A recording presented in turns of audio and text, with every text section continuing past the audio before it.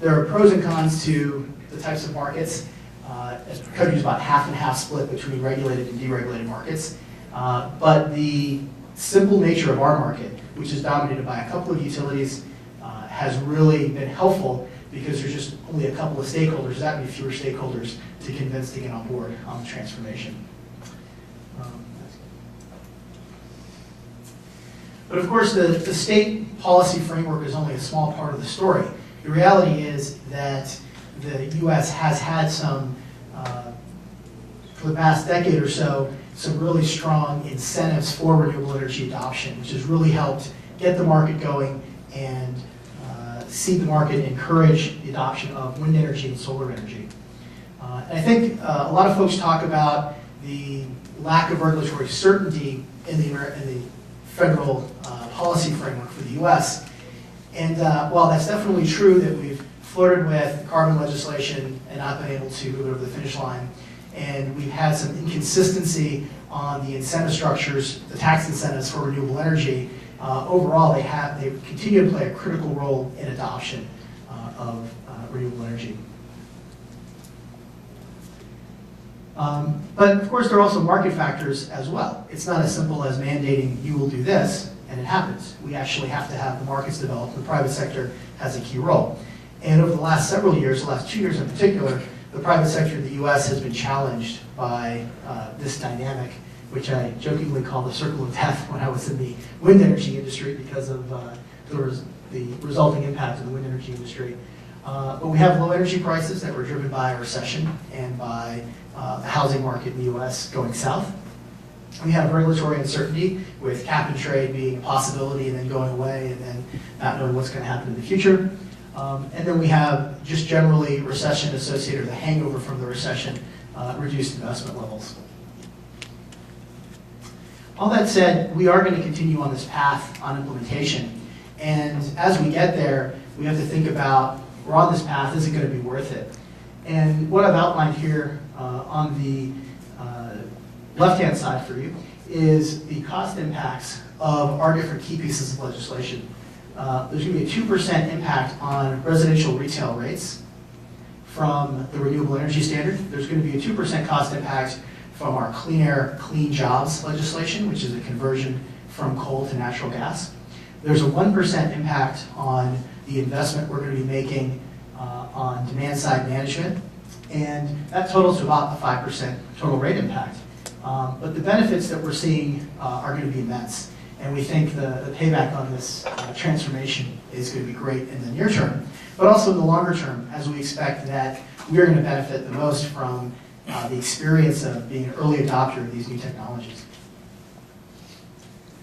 And this is just another graph that it's a bit busy. I apologize for that, but it demonstrates how insignificant this level of investment that we're making in terms of cost is relative to the other costs that consumers see on their utility bills.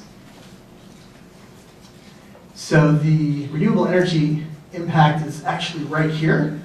And you can see just that thin sliver, and I'm colorblind, so I apologize, I can't tell you what color it is. But this thin sliver here is the renewable energy 2%. And you can see, oh, thanks. You can see that the volatility from fuel price alone greatly overshadows the impact of that 2%. So what's next for me? What do I have to do why do I actually earn a paycheck here in the state of Colorado now that we're on this transformative path?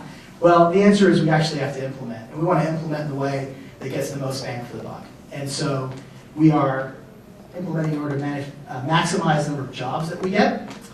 We are implementing to ensure we have the lowest long-term consumer costs. And we're implementing to ensure we have the maximum environmental benefit.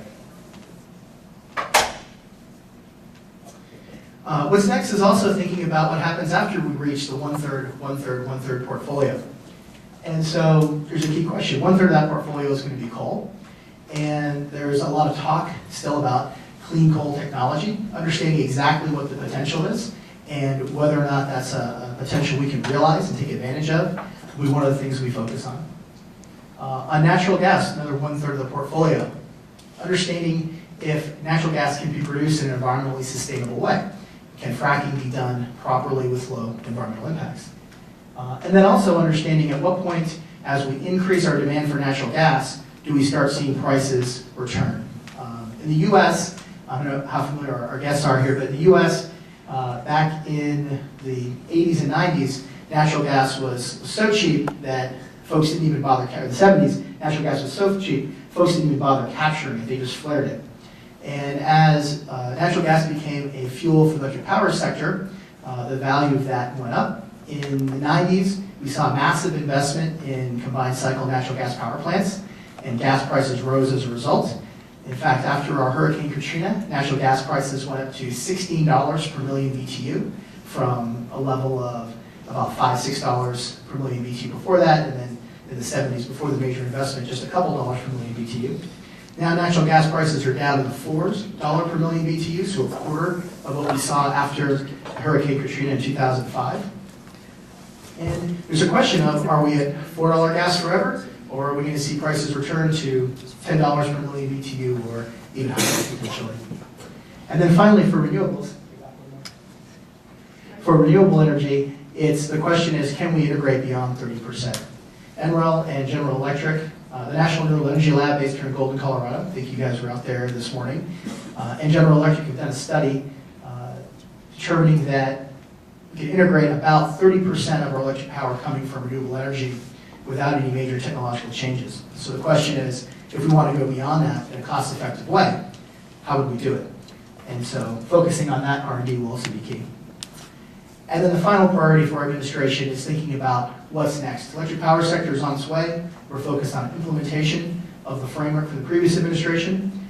And now we've got to think about how we can be transformative in a new sector. And the sector that's most obvious is transportation fuels.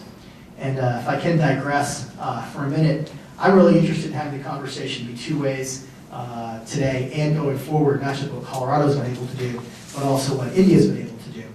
As a child, when I went to India, my family, I have some family in Punjab and some family in Delhi. And going to Delhi as a child, I would have asthma problems when I would go to the city. And I can't recall which year it was, but I know that India has done a lot, or Delhi has done a lot in cleaning up the air in that city. And a big part of that, of course, has been compressed natural gas. And so we're looking to deal with our own local air pollution issues, our own smog, and perhaps through a similar type of transformation from diesel and gasoline going into compressed natural gas. So last time I was in India was last February, and it was just amazingly to see how much cleaner the air has been. As growing up, I went as a child and seeing once this transformation occurred in the area of Delhi, seeing how the air has gotten cleaner and cleaner. So that's a real lesson that we're looking forward to learning and potentially incorporating here in the state. So with that, I think we just have a few minutes. Be happy to answer any questions. Your surplus in generation as well? Actually, today Colorado imports, the question was whether we have a surplus of electric power generation in the state of Colorado. And the answer is actually that we import energy or electricity in the state of Colorado. There's primarily coal from Wyoming and then also a little bit from New Mexico. But the renewable energy, we actually have a surplus of renewable energy in terms of what we generate and what the legislative mandate is. And so we're able to sell the excess renewable energy to California. Is there any energy efficiency initiative taken by Colorado? Yeah, absolutely. There are energy efficiency initiatives as well. And I mentioned the 1% on rate investment on demand side management.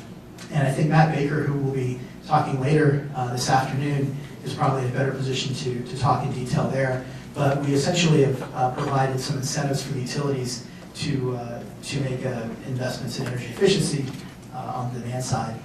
And our office also has some programs that we've run as well, working with energy service companies, working through performance contracting, which is essentially a financing mechanism, and doing rebate programs and the like for consumers.